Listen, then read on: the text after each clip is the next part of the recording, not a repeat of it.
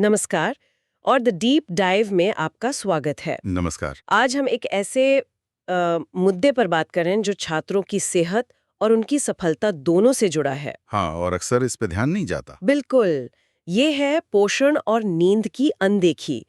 हमारे पास student well being nutrition and sleep essentials नाम के दस्तावेज से कुछ खास बातें हैं जी। और आज हम इसी स्रोत के जरिए समझेंगे कि ये समस्या असल में है क्या, क्यों होती है, इसके संकेत क्या हैं। और सबसे जरूरी इसके समाधान क्या हो सकते हैं। हाँ, होता क्या है कि पढ़ाई का pressure, social life, screen time, इन सब के बीच छात्र अक्सर बेसिक चीजें भूल जाते हैं। सही खाना और पूरी नींद। हाँ, और इसका असर सिर्फ ग्रेड्स पर नहीं बल्कि उनके पूरे विकास पर पड़ता है। जी। तो चलिए शुरू करते हैं। जी। सबसे पहले ये समझते हैं कि जब हम कहते हैं पोषण और नींद की अनदेखी, खासकर छात्रों के लिए, तो इसका ठीक-ठीक मतलब क्या है? देखिए, स्रोत इसे दो हिस्सों में बांटता है। पहले पोषण की बात करें तो इसका मतलब है खाने का कोई रूटीन ना होना, हम्म, कभी भी कुछ भी खा लेना, या फिर बहुत ज्यादा पैकेट वाला प्रोसेस्ड या जंक फूड खाना। अच्छा। और नतीजा ये कि जो शरीर के विकास और रोज की एनर्जी के लिए जरूरी पोषक तत्व हैं, जैसे विटामिन्स, मिनरल्स, प्रोटीन, उनकी कमी हो जाती है। हाँ, उनकी कमी हो जाती है। और दूसरा पहलू है नींद। नींद की अनदेखी। जी। इसका मतलब है कि जो एम्फोपन मतलब अनुशंसित 7-8 घंटे की नींद है, उससे कम सोना आजकल तो ये बहुत आम है शायद। बहुत आम है। या फिर सोने जागने का कोई तय समय ही नहीं है, कभी देर से सोए, कभी जल्दी उठ गए। अच्छा। या फिर नींद तो ली, मान लीजिए 7 घंटे सो भी लिए, पर वो गहरी आरामदायक नींद नहीं थी, जिसे हम कहते हैं खराब क्वालिटी की नींद। और ये खासकर टीनेजर्स के लिए, किशोरों के लिए ज्यादा नुकसानदेह क्यों है? क्योंकि देखिए, ये जो उम्र होती है ना, जी। इसमें शारीरिक और दिमागी विकास बहुत तेजी से हो रहा होता है। हाँ, ये तो है। तो स्रोत बिल्कुल साफ कहता है कि पोषण और नींद का सीधा कनेक्शन है उनकी सोचने समझने की ताकत से। कॉग्निटिव फंक्शन जिसे कहते हैं। हाँ, कॉग्निटिव फंक्शन। हाँ। फिर उनके मूड मतलब इमोशनल स्टेबिलिटी से, और उनकी शारीरिक ताकत फिजिकल स्टैमिना से। तो अगर ये दोनों चीजें, पोषण और नींद, गड़बड़ है तो सब कुछ हिल जाता है एक तरह से। बिल्कुल, ये एक चेन रिएक्शन जैसा है। हम्म। नतीजा क्या होता है? लगातार थकान, हम्म। किसी चीज पर ध्यान नहीं लगा पाना, कंसंट्रेट करने में दिक्कत, चिड़चिड़ापन, मूड स्विंग्स। हाँ, मूड स्विंग्स, और बीमारियों से लड़ने की जो ताकत होती है, इम्यूनिटी, हाँ। वो कमजोर हो जाती है। ओह। और फिर इसका असर दिखता है पढ़ाई में, खेलकूद में, प्रदर्शन गिरने लगता है। ये तो वाकई काफी गंभीर बात है। लेकिन सवाल ये है कि छात्र आखिर ऐसा करते क्यों हैं? इतनी जरूरी चीजों को नजरअंदाज करने के पीछे वजह क्या है? हाँ, ये समझना जरूरी है। स्रोत कई वजह बताता है। एक बड़ा कारण है अकादमिक और जो आजकल का लाइफस्टाइल है, उसका दबाव। जैसे? जैसे देर रात तक पढ़ना, सुबह जल्दी स्कूल या कोचिंग जाना, एग्जाम का स्ट्रेस। तो इन सब चक्करों में क्या होता है, अक्सर खाने का टाइम नहीं मिलता। या नाश्ता ही छोड़ दिया। हाँ, नाश्ता छूट गया। या फिर जो पूरी दिनचर्या है, हम्म। वो बहुत इरेगुलर मतलब अनियमित हो गई है। हम्म। पढ़ाई भी है, सोशल मीडिया भी है, दोस्तों से मिलना भी है, सब एक साथ चल रहा है। तो खाने और सोने का कोई फिक्स टाइम ही नहीं बचता। और फिर जागते रहने के लिए वो कॉफी और एनर्जी ड्रिंक्स का सहारा। बिल्कुल, कैफीन पर निर्भरता बढ़ जाती है, जो नींद के पैटर्न को और ज्यादा बिगाड़ देती है। और तकनीक का असर, मोबाइल, लैपटॉप, हाँ, वो तो आजकल बहुत बड़ा फैक्टर है। सोने से ठीक पहले तक घंटों स्क्रीन देखना। उसकी ब्लू लाइट। हाँ, स्क्रीन की जो नीली रोशनी है, वो दिमाग को जगाए रखती है। उसे लगता है अभी दिन है, सोने का समय नहीं हुआ। अच्छा। तो नींद आने में दिक्कत होती है। और फिर रात में सोशल मीडिया पर लगे रहना, वो तो है ही, स्क्रॉल करते रहना। उससे दिमाग ओवर एक्टिवेट हो जाता है, शांत नहीं हो पाता, नींद उड़ जाती है। और ऊपर से वो फूड डिलीवरी ऐप्स है। हाँ, उनसे तो जंक फूड मंगाना बहुत आसान हो गया है। बिल्कुल, जब मन किया ऑर्डर कर दिया। तो घर के बने खाने की जो अहमियत है, वो कहीं ना कहीं कम होती जा रही है। और घर के खाने की बात निकली है तो फिर खान पान की आदतें और जो माहौल है उसका भी तो असर होता होगा। निश्चित रूप से। स्रोत ये भी बताता है कि फास्ट फूड का आकर्षण बढ़ गया है, और संतुलित आहार क्या होता है, क्यों जरूरी है, इसकी जानकारी या तो कम है, या फिर उसे सीरियसली नहीं लेते। हाँ, उसे गंभीरता से नहीं लिया जाता। फिर कई बार दोस्तों का प्रेशर भी होता है। पेयर प्रेशर जिसे कहते हैं। जी, कभी पतले दिखने के चक्कर में अजीब अजीब डाइटिंग शुरू कर दी, या कभी दोस्तों के साथ बाहर गए तो जरूरत से ज्यादा खा लिया। और स्कूलों में भी देखें तो हेल्दी खाने को बढ़ावा देने वाली जो नीतियां होनी चाहिए वो अक्सर उतनी मजबूत नहीं होती। इसमें घर का माहौल और शायद समाज की सोच का भी कुछ रोल होता है। हाँ, बिल्कुल। माता पिता और सामाजिक प्रभाव भी अहम है। कई बार पेरेंट्स खुद इतने व्यस्त होते हैं कि बच्चों के खाने पीने पर पूरी नजर नहीं रख पाते। ये भी है। और समाज में भी देखें तो सुंदरता को पतलेपन से जोड़ दिया जाता है या ताकत को बहुत ज्यादा मस्कुलर होने से। तो खाने को लेकर गलत धारणाएं बन जाती हैं। हाँ। और एक बहुत बड़ी बात जो स्रोत कहता है, हम अक्सर आराम को, खासकर नींद को, वक्त की बर्बादी समझते हैं। कि ये तो प्रोडक्टिविटी का दुश्मन है। बिल्कुल।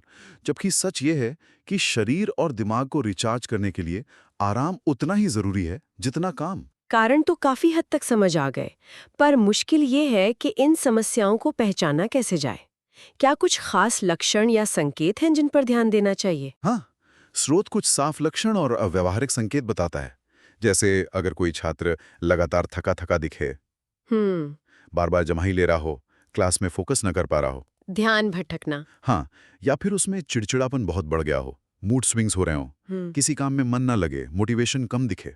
लेकिन ये लक्षण तो काफी आम से लगते हैं, किसी और वजह से भी हो सकते हैं। सही कहा आपने। इसीलिए अकेले एक लक्षण से नहीं, बल्कि लक्षणों के पैटर्न को देखना जरूरी है। अच्छा। स्रोत आगे बताता है, जैसे बार बार सिर दर्द की शिकायत करना या पेट की गड़बड़ी, अपच, गैस वगैरह। खाने का पैटर्न बहुत अजीब हो, कभी नाश्ता छोड़ दिया, कभी देर रात को बहुत सारा खा लिया। आंखों के नीचे वो काले घेरे। हाँ, आंखों के नीचे डार्क सर्कल्स दिखना, स्किन का बेजान सा लगना, या फिर थोड़ी सी फिजिकल एक्टिविटी में ही हाफ जाना, स्टेमिना कम लगना। और पढ़ाई या खेल में प्रदर्शन का गिरना, वो भी एक संकेत है। हाँ, वो भी एक बड़ा संकेत है। अगर एकेडमिक परफॉर्मेंस अचानक गिरने लगे या खेलकूद में दिलचस्पी कम हो जाए। अच्छा। और एक और आदत, एनर्जी लाने के लिए बार बार मीठी चीजों या चाय कॉफी पर निर्भर रहना। तो ये सब चीजें मिलकर एक तस्वीर बनाती हैं कि शायद इस छात्र को पोषण और नींद पर ध्यान देने की जरूरत है। इन्हें सिर्फ थकान या मूड खराब मानकर टालना नहीं चाहिए। और अगर हम इन संकेतों को नजरअंदाज करते हैं तो इसके परिणाम क्या हो सकते हैं? जाहिर है तात्कालिक असर तो प्रदर्शन पर दिखता ही है। बिल्कुल। एकेडमिक प्रभाव तो सबसे पहले नजर आता है। जब दिमाग थका हुआ है, शरीर को सही पोषण नहीं मिला, तो ध्यान लगाना मुश्किल, याद रखना भी मुश्किल होता होगा। हाँ, याद रखना, चीजों को समझना, विश्लेषण करना, सब मुश्किल हो जाता है। नतीजा, ग्रेड्स गिरते हैं और फिर परीक्षा का तनाव और बढ़ जाता है। लेकिन बात शायद यहीं खत्म नहीं होती। नहीं, बिल्कुल नहीं। स्रोत शारीरिक प्रभावों की भी बात करता है, जो गंभीर हो सकते हैं। जैसे अनियमित खान-पान और कम नींद से मोटापा बढ़ सकता है। इम्यूनिटी कमजोर हो सकती है, बार बार बीमार पड़ना, शरीर में हार्मोन्स का बैलेंस बिगड़ सकता है। और टीनेजर्स में उनके शारीरिक विकास की रफ्तार धीमी हो सकती है। और मानसिक और भावनात्मक सेहत पर क्या असर पड़ता है? वो भी बहुत गहरा होता है। भावनात्मक और मनोवैज्ञानिक प्रभाव देखें तो छात्र ज्यादा चिड़चिड़े, एग्जाइटी से भरे और इमोशनली अस्थिर महसूस कर सकते हैं। अच्छा। उनकी जो मुश्किलों और दबावों को झेलने की क्षमता होती है ना, जिसे रेजिलियंस कहते हैं, हाँ, लचीलापन, वो कम हो जाती है। क्या इसका असर उनके दोस्तों के साथ रिश्तों पर भी पड़ता है? हाँ, सामाजिक प्रभाव भी होते हैं। जब कोई थका हुआ और चिड़चिड़ा महसूस करेगा, तो वो अक्सर दोस्तों से मिलने जुलने, ग्रुप एक्टिविटीज में हिस्सा लेने से कतराएगा। अलग थलग महसूस करना। हाँ, इससे उनके रिश्ते प्रभावित होते हैं, टीम में काम करने की क्षमता पर भी असर पड़ता है। और शायद सबसे चिंता की बात जो स्रोत बता रहा है वो है इसके लंबे समय के प्रभाव। जी हाँ, दीर्घकालिक प्रभाव। टीनेज में अगर पोषण और नींद की लगातार अनदेखी होती है, तो ये आगे चलकर वयस्क जीवन में गंभीर बीमारियों का खतरा बढ़ा सकती है। जैसे डायबिटीज, दिल की बीमारियां, डिप्रेशन और बर्नआउट, यानी शारीरिक और मानसिक रूप से पूरी तरह थक जाना। बाप रे। तो जो आज एक छोटी सी लापरवाही लग रही है वो भविष्य की सेहत के लिए एक बहुत बड़ा खतरा बन सकती है। बिल्कुल। ये तो वाकई गंभीर है। क्या कोई रिसर्च या स्टडीज भी है जो इन बातों को सपोर्ट करती हैं? हाँ, कई अध्ययन इस बात की पुष्टि करते हैं। जैसे स्रोत में विश्व स्वास्थ्य संगठन WHO का जिक्र है। उन्होंने साफ कहा है कि किशोरों के दिमागी और शारीरिक विकास के लिए संतुलित खाना और कम से कम 8 घंटे की नींद बहुत जरूरी है। Harvard school of public health की भी एक स्टडी का जिक्र है, जिसमें पाया गया कि जिन छात्रों का सोने का पैटर्न रेगुलर था और जो बैलेंस डाइट लेते थे, उनकी मेमोरी और सीखने की क्षमता बेहतर थी। तो साइंटिफिकली भी ये कनेक्शन बिल्कुल साफ है। बिल्कुल साफ है। मनोविज्ञान में भी देखें तो जैसे मास्लो की थ्योरी है हायरार्की ऑफ नीड्स, वो बताती है कि हमारी शारीरिक ज़रूरतें खाना, पानी, नींद ये सबसे बुनियादी हैं। हाँ, पिरामिड का बेस। हाँ, बेस। इनके पूरा हुए बिना हम सीखने या अपनी पूरी क्षमता तक पहुंचने के बारे में सोच ही नहीं सकते। इसी तरह American academy of sleep medicine की रिसर्च है जो बताती है कि 7 घंटे से कम सोने वाले किशोर ज्यादा तनाव महसूस करते हैं, उनका मोटिवेशन कम होता है और निर्णय लेने की क्षमता भी बिगड़ जाती है। ये सब बातें वाकई इस मुद्दे की गंभीरता को दिखाती हैं। जी। ठीक है, तो हमने समस्या समझ ली, उसके कारण, लक्षण और गंभीर परिणाम भी जान लिए। अब आते हैं सबसे जरूरी सवाल पर, हल क्या है? इसे ठीक कैसे किया जाए? स्रोत क्या समाधान सुझाता है? स्रोत एक मल्टी प्रोंग्ड अप्रोच, मतलब कई स्तरों पर काम करने वाली रणनीति की बात करता है। इसमें छात्र, स्कूल और पेरेंट्स तीनों की भूमिका है। अच्छा। शुरुआत करते हैं छात्र केंद्रित रणनीतियों से, यानी वो कदम जो छात्र खुद उठा सकते हैं। हाँ, ये जानना चाहेंगे, क्या कर सकते हैं छात्र? स्रोत कुछ बहुत प्रैक्टिकल, मतलब व्यवहारिक चीजें बताता है। जैसे एक है 3-2-1 नियम। 3-2-1 ये क्या है? इसका मतलब है रोज 3 संतुलित भोजन, नाश्ता, लंच, डिनर, ठीक है। 2 हेल्दी स्नैक्स जैसे फल, दही, नट्स, ओके। और 1 सोने का पक्का समय, मतलब रोज करीब करीब एक ही टाइम पर सोने की कोशिश करना। अच्छा, ये तो आसान लग रहा है याद रखने में। 3-2-1। हाँ, फिर नाश्ता कभी नहीं छोड़ना, खासकर प्रोटीन वाला नाश्ता, ताकि दिन भर एनर्जी बनी रहे। और स्क्रीन टाइम का क्या करें? वो तो बहुत मुश्किल है कंट्रोल करना। उसके लिए स्रोत स्क्रीन कर्फ्यू का सुझाव देता है, मतलब सोने से कम 30-45 मिनट पहले फोन, लैपटॉप सब बंद। हाँ, ये करना पड़ेगा। हाँ, साथ ही दिन भर में 8 से 10 ग्लास पानी पीना। हाइड्रेशन बहुत जरूरी है। सही। एक और अच्छी आदत हो सकती है भोजन योजना बनाना, मतलब हफ्ते भर का एक रफ आइडिया कि कब क्या खाना है, जिसमें फल, सब्जियां, अनाज शामिल हों। इससे वो last minute junk food order करने से बच सकते हैं। बिल्कुल। और अगर दिन में पढ़ते पढ़ते थकान लगे, फोकस कम हो, तो स्रोत पावर नैप्स का सुझाव देता है। छोटी झपकी कितनी देर की? हाँ, बस 10-15 मिनट की। इससे एकदम फ्रेश महसूस होता है, फोकस वापस आ जाता है। अच्छा। और एक बहुत जरूरी बात, ध्यानपूर्वक भोजन करना, मतलब खाते समय टीवी, मोबाइल या किताब नहीं, सिर्फ खाने पर ध्यान देना। माइंडफुल ईटिंग जिसे कहते हैं। जी, माइंडफुल ईटिंग। इससे पाचन अच्छा होता है और हम जरूरत से ज्यादा खाने से भी बचते हैं। ये तो छात्रों के लिए बहुत काम के टिप्स हैं। अब स्कूलों की क्या भूमिका हो सकती है? वो क्या कर सकते हैं? स्कूल आधारित रणनीतियां भी उतनी ही जरूरी हैं। स्रोत कहता है कि स्कूलों को अपने हेल्थ और वेलनेस करिकुलम में पोषण और नींद की स्वच्छता पर खास सेशन रखने चाहिए। नींद की स्वच्छता, ये क्या होता है? इसका मतलब है नींद के लिए एक अच्छा माहौल और आदतें बनाना, जैसे रोज एक ही समय पर सोना जागना, सोने का कमरा अंधेरा, शांत और थोड़ा ठंडा रखना, सोने से पहले कैफीन या भारी खाना अवॉइड करना। स्कूलों को ये सब सिखाना चाहिए। हम्म। इसके अलावा स्कूल कैंटीन में हेल्दी खाने के ऑप्शन ज्यादा होने चाहिए और जंक फूड कम। कैंटीन पॉलिसी मतलब? हाँ, कैंटीन पॉलिसी और आराम के महत्व पर भी शिक्षा देनी चाहिए, शायद वर्कशॉप्स के जरिए, जहां नींद के पीछे का विज्ञान समझाया जाए। अच्छा। और स्कूल का टाइम टेबल भी ऐसा हो कि बहुत देर शाम तक क्लास ना हो या इतना होमवर्क ना मिले कि बच्चों की नींद ही पूरी ना हो पाए। सही बात है। और घर पर माता पिता का क्या रोल है? माता पिता और घर की रणनीतियां तो समझिए कि नींव है। हाँ। सबसे पहली बात, पेरेंट्स को खुद स्वस्थ आदतों का उदाहरण बनना चाहिए। रोल मॉडल बनना। बिल्कुल। अगर वो खुद देर तक जागेंगे या सही नहीं खाएंगे तो बच्चों से उम्मीद करना मुश्किल है। हाँ। फिर पारिवारिक भोजन को बढ़ावा देना। हाँ। कोशिश करें कि दिन में कम से कम एक बार सब साथ बैठकर खाएं।